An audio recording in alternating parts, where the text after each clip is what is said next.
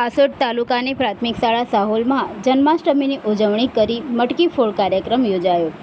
હાસોડ તાલુકાની પ્રાથમિક શાળા સાહોલમાં શાળાના આચાર્ય નિલેશભાઈ સોલંકીના રાહબર હેઠળ કૃષ્ણ જન્માષ્ટમીની ઉજવણી કરવામાં આવી હતી।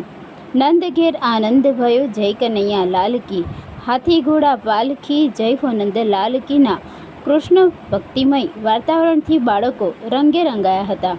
શાળાના વિદ્યાર્થીઓ રાધા તેમજ કૃષ્ણના પહેરવેશ પરિધાન કરી શાળા કક્ષાએ આવ્યા હતા। વરસાદની વાતાવરણમાં ગરબે રમવાની બાળકોને ખૂબ જ મજા પડી હતી।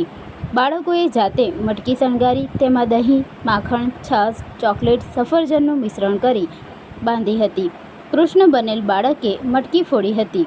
સૌને પ્રસાદી વહેંચી જન્માષ્ટમીની ઉજવણી કરી હતી।